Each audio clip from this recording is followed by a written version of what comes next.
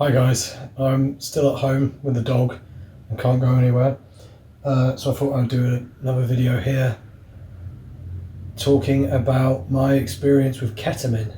Um, and I don't have much experience with ketamine. I mean, I've done it quite a lot of times, but never really done a large amount of it. I was always kind of scared.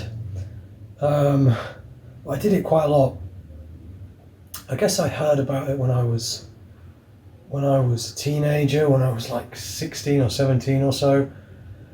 And it kind of become all the rage, I guess. When I first heard about it, it was about how people used to be completely out of control on it, and how people would be like falling all over the place and stumbling around, and you could talk to them and they wouldn't react, and they were just like zombies and shit. And I thought, oh, that sounds kind of bad. And I assumed it was a kind of more of a body high, like a kind of opiate kind of high. I didn't realise it was a sort of psychedelic type experience. I know it's not psychedelic. I know it's different, but it's very much a mind fuck, And so yeah, I guess I heard of it and I thought, yeah, I guess it sounds okay. I kind of want to try it, but I was always afraid of being out of control on anything and taking anything that made you feel really weird. And so I was very tentative with my doses. I never K-holed. Perhaps I should have done, because when you're a kid, as it were, it's easier in some ways to sort of revoke all of your responsibilities in life that you don't really have anyway, to do things like that. It'd be a bit weird if I K-hold, for example, around my dog. Like, it would be not appropriate, I feel. I don't know. Yeah, I don't think she would like that. I don't think I would have a good time. I think I would just be sort of kind of vaguely aware, like, oh, the dog needs me to take her out for a piss and a shit, and she needs to be fed, and I can't just be K-holing all day. And I think that about a lot of drugs, like, since I got a dog, I'm like, in a way it's a good thing, because, like, for example, we couldn't go on like a 3-day coke bender now. I mean, we could take the dog out, but the thought for some reason of having to take the dog out on like a coke bender when it's light out, and it's the next day, and the dog's already been awake listening to you chatting shit all night, and she's like, please man, shut up, like, just take me for a piss and then leave me alone. And you have to go out and it's light out and there's normal people, and people are coming in smiling at your dog, and you're like, then they get closer to you and they realise you stink, and they're like, oh, there's something weird about this guy.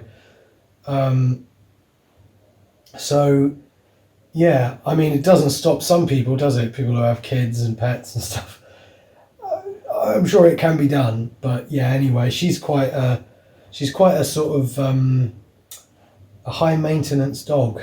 So like, I was thinking when she had her accident recently that I talked about in a couple of videos ago, I was thinking, man, imagine if we'd been doing shrooms, like, or something had been going on. Even just being stoned, sometimes things happen and I think, man, imagine if I was stoned when this happened, that would have been so bad. I was watching this show, and well, actually I don't want to give spoilers for the show, it doesn't matter. But anyway, yeah. So ketamine.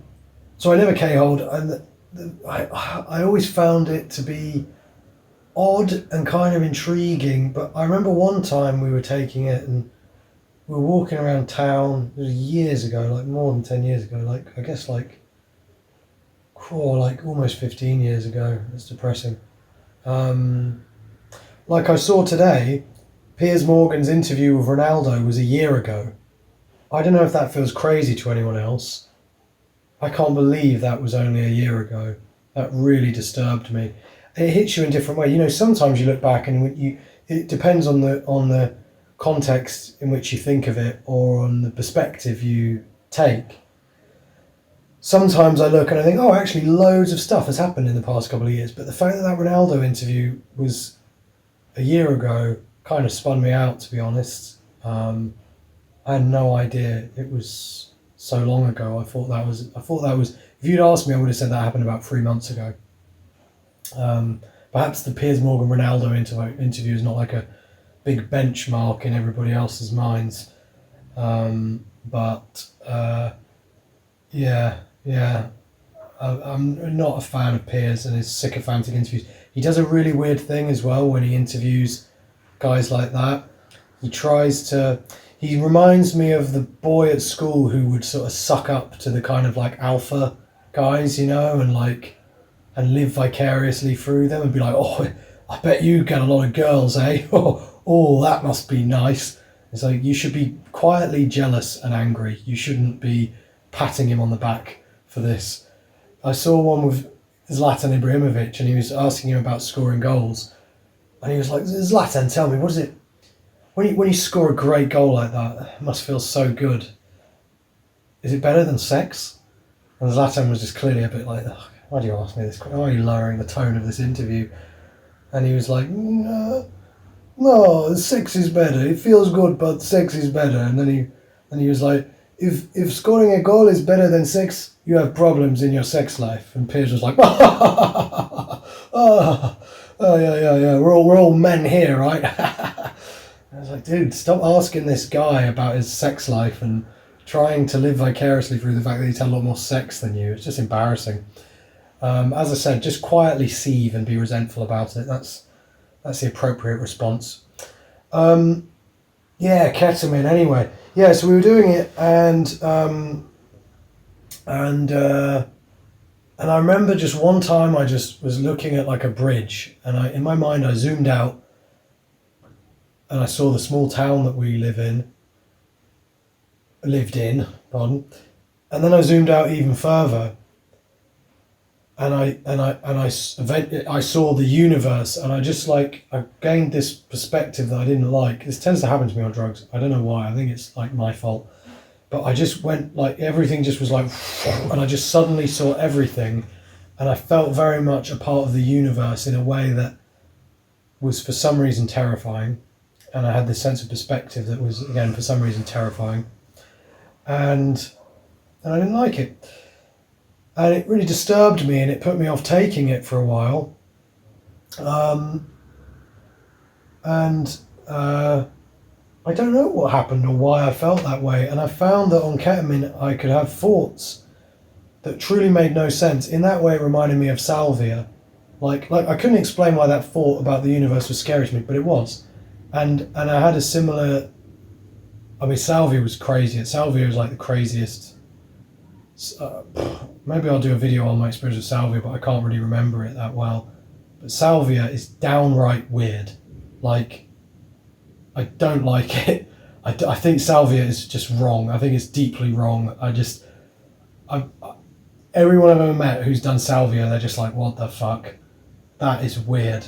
That is really weird in a way that's like dimension shatteringly weird.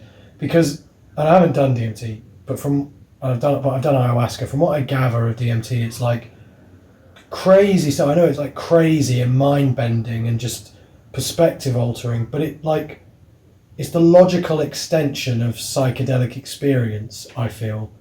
Whereas salvia is like more like if you just mangled the universe and someone just took it and was like brr, brr, brr, brr, brr, and you're just like, everything is fucked. And ketamine had a bit of that for me. It always had a bit of that feeling, like not nowhere near to that degree, but it just was like everything makes no sense. And not it makes no sense because it's so trippy, but it makes no sense because it's wrong. It felt wrong. So the first few times I did it, I remember kind of just losing touch a bit with who I was. I guess that's the point, dissociative, right? Like, I felt like I lost touch with who I was. And people around me, I could recognize them, but not really. I couldn't really recognize them as their individual identities. Perhaps those had been stripped away for them as well, but I just, was going around the house and feeling like I'm going to pass out, I'm going to sit down, I'm going to do this. And I felt, I don't know, like untethered from who I was, and not in a freeing way, just in a confusing way.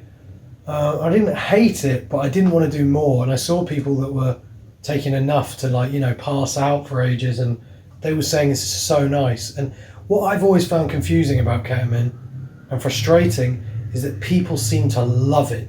Like, they absolutely love it.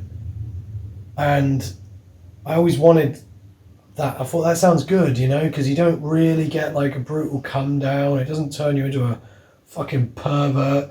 It doesn't. I know people get addicted. It can be finished. It has lots of negative side effects, and it's definitely not a hobby I would recommend to someone who wasn't me, or that I would probably deliberately sort of get into now. But it did sound like it lacked some of the downsides of other drugs that I was, accustomed to, and even in some doses, seemingly has a very powerful antidepressant effect, according to some studies and stuff. It's being used as a treatment for depression, which is intriguing, because it's not a pill that you're dependent on. It's something that you take, and then you don't need it again for a while, which I think is really cool. It's the opposite of withdrawal. It's like you take it once, and then it leaving your body is the good part, not the bad part. It's not like if you forget your medication, you're gonna fucking go crazy. And same with mushrooms, right? Mushrooms and ketamine both seem very promising for depression in that regard, because you don't take them to... You don't have to regularly take them. You take them and they have a medium to long-term effect, which is great. So anyway, yeah, I found it very confusing. I found things like, for example, as well, if I took a bit, I'd get very anxious and I'd have to concentrate on my breath. I'd have to consciously breathe. I'd have to like focus on stuff like that, and I didn't like it. And the way people described it, I really wanted to try that. I never had that experience, and I feel like probably some of that was because I was so tentative with my dosing, and I never gave in to the experience, and I was too scared, basically. Because for all the experiences I've had with drugs and done lots of different ones, I am actually very scared of them, and always have been very scared of them, and a bit of a coward about them. But I've also, I guess, been a bit of a... Maybe it's too harsh to say a coward about my own emotions, but I like the fact that they can be a sort of salve for your emotions, as well, and that they can make you feel good, and they can help you maybe not run away from things, but take a break from things, or feel better about yourself, or feel better about the world, or the future, or just the moment that you're in. And maybe there's a bit of cowardice in both directions, or you could look at it from the other point of view and say it's my, my love of feeling a certain way that pushes me towards them, and my love and respect for myself that makes me not want to go too far and do myself in. I don't know. It doesn't really make a difference, does it? But yeah, I basically, I've often been afraid to, I've started out with very small doses of lots of things, and as I got older, I lost my fear of, I guess, like party drugs, really. I wasn't really afraid to take those. I was cautious about doses most of the time, but I wasn't afraid. But the feeling of a completely new feeling, that's always scary. Like before I smoked weed, the idea was terrifying. Before I did pills, MDMA, the idea was so terrifying, because I thought, I guess I'd never felt good before in my life. I'd never felt good. I don't mean I was really depressed all my life. I was, a relatively upbeat person, but how many people have really felt really good before? Not many of us, I don't think. In the modern world, in the strange, twisted kind of environments most of us grew up in, not to say our generation has had it hard materially, particularly, but just in other ways, the world is not conducive to feelings of joy and freedom and happiness, you know. Um, I'm not saying I never felt joy, but the level of happiness and how good you feel on MDMA, that's quite alien to most people, I think. So before having done that, even, that was very scary to me. Like, oh, I'm going to feel really good. That sounds fucked up. Am I going to start, like, you know, hugging everyone? I've felt just like, I guess the idea of just such a radical shift in how I was feeling, that just sounded crazy. Anyway, yeah, I'm certainly not afraid of that now. Jesus, I could do with a little touch of that. Been a while.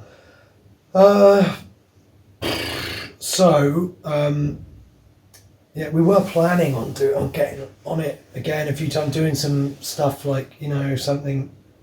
I don't think I'm ever going to touch the kind of degenerate sort of sex drugs again, nor cocaine, which kind of falls into that category, or anything like that. But I think things that are maybe a bit more spiritually and emotionally rewarding, that aren't just like, you know, kind of like MDMA, I have to be very cautious with, you know, because of the old noggin. But that kind of thing, once in a while, I think is for me a good reset and release of tension built up over the months and years. And it's been a long time. Where was I? Yeah, so anyway, I don't have many stories about ketamine, which is why I'm to keep talking about other things in this video. So I never did a lot, yeah, and I wonder if that's why I never enjoyed it like that, because it sounded great the way people describe it. And I like, I guess, the fact that it's like downward, you know, it's like indoors, sitting probably like I am now, like in a dog bed, not very mobile, just like, just kind of like soaking in this experience, or maybe not, because you kind of disassociate. I was expecting more of a nice body high, and I thought if I get a little bit of that and I feel good, I'll take more, and I never really did, but perhaps I had to commit, you know. I never got past that threshold. I would get, sometimes for a moment, I would feel good. For a second, I would be like, oh, this is going to be so good, and I'm having the most profound thought. And then it would just turn in on itself in this kind of like perverse fashion, where like, not where it became horrible, but where I just felt suddenly a bit lost. Like, what was... I remember just thinking, I thought this was about to get really good. I thought I was having a really deep thought. I thought maybe I'd just realised something, or I just unlocked something. No, and now I feel a bit odd and a bit bored and funny. And then eventually I got into the habit of just taking little bits of it with alcohol and weed. And this was when I first started making music. I think ketamine was actually one of the things that, when I first started writing lyrics years ago, I was living on my own. I wasn't doing it as a social thing then. I just had some in my drawer, and I would just do a little bit once in a while. I saw it as an accompaniment to beer and weed, which was probably stupid. So I would just, what is it? You got something you want to share? Have you done ketamine? It's for horses, not dogs. Don't wink at me. You can't see it. She just winked at me. She winks for some reason. She just looks at you and goes, why are you staring at me menacingly? Are you going to eat me? Are you about to attack? Why are you staring? God, you're being terrifying. Look away. You should look away first. You should look away for good. There you go. Good. Yeah. So, yeah. The fuck was I saying? So I started doing little bits of it, and I would get some kind of cool, interesting headspaces for writing music. That was for sure. I wrote some stuff I liked quite a lot, and it had a feeling, a distinct feeling. I think of ketamine as like silver in colour, really. Not a shining silver, more of a just silver, not matte nor shiny, just kind of silver and colourless, kind of, not really a colour, more of a shade. And leg, probably a little leg again. You're trying to demand a massage by shaking your leg. It's seeming like you're having problems. Yeah, so I think of it as one person I heard, I don't know who it was, maybe it was like Timothy Leary or something like that, one of these fellas, described it as like when you do things like mushrooms and stuff, it all feels very lived in, and that's why you see all these ancient things and symbols, and then you do something like ketamine and it feels like it's like empty and vacant and like it's waiting to be filled by collective experience. And I can go either way on that type of fucking woo-woo shit, really. Like, I can definitely buy it, you know, because drugs are downright weird. That's undeniable. And she gets really confused when I put my finger in her mouth, especially when she yawns. I just place my finger in her mouth and she doesn't know what to do.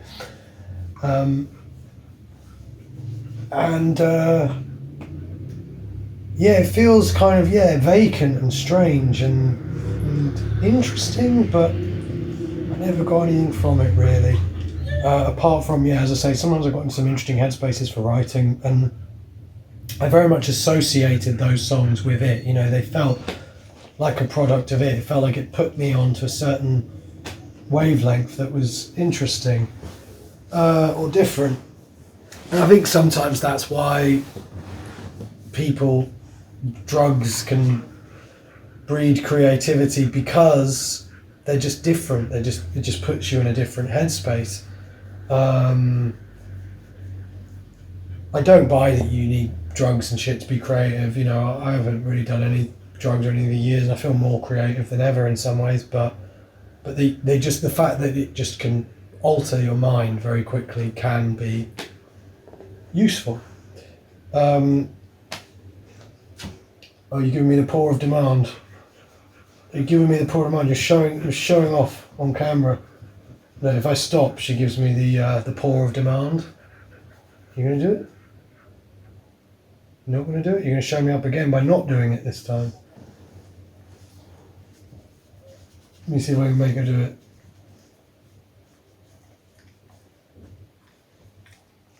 No, never mind then. Yeah, so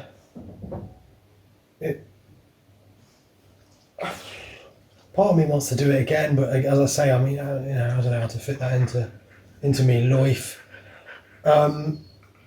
We tried doing it a couple of times as like an antidepressant. One time we did it very badly. We've been doing a lot of Kratom, too much Kratom, and we had a bad fight. We were having really bad fights. We had one like particularly bad fight. It was really depressing and ugly. And the next day, I was like, we should do ketamine depression treatment on ourselves. And we did the ketamine and had a really bad time. And I was like, don't worry, the antidepressant after effects will kick in tomorrow. And they never did. We felt just as shit the next day. And I think it was because we've been doing so much Kratom that it was still in our system. But I have wanted for a while, to try ketamine with for that purpose. You can't walk, Luna, so don't try. Where are you going? Am I in your way? I'm going to be finished in a minute anyway. What are you doing? Where are you going? Come here. Oi, you can't go over there. Yeah, turn around, that's alright. Show over on your arse. Okay. I'm in your way. Look, I'll be... Alright. Basically, anyway, as far as I can remember, that's it. If I remember anything else, poor dog, she wants to like, here, come here, Luna. You can have this seat. Come here. You can have this seat. There you go. Move this out your way. Not on the rug. You can't walk. There you go. Oh. There you go. All right. I can't remember, to be honest. Sorry, it's the shittest video ever. I would like to try it again, as I say, but really mostly for the antidepressant effects. If I wanted to have an interesting experience, I think I would do like DMT or something, you know. But I would be kind of intrigued to try a K-hole, and I know there's some other variants that are kind of similar to ketamine that people really like. I don't really understand what the point of it is, what it's meant to be, or how it's meant to feel. If anyone, I assume there will be probably a lot of people who follow this channel who really like it and can explain to me what the point of it is and how it's meant to feel and why it's good. Because I never got that. All I ever felt was confused and a bit weird and a bit numb, and I couldn't walk, you know, or I could, but it was like being on like a ship. Anything else before I sign off? Any other ketamine experiences? No. Oh, we're trying. I mean, we used to try and text our dealers on it, and that was very hard. Oh, it's all so foggy now. I remember sending gibberish texts to one of them, but yeah, I remember doing it with my girlfriend Tara, and I said to her, I was like, I'm going over to the kitchen to get something. Look up what time Sainsbury's closes. I wanted her to find out what time Sainsbury's closed, and I went to the kitchen and I stumbled in. I was like all over the place, like trying to get stuff, and I came back in, and I was like, "Have you found it?" And she was like, "No, I can't." And she was on the computer, and I went over and I looked at what she'd done, and she had typed "Saner busy jokes" into Google.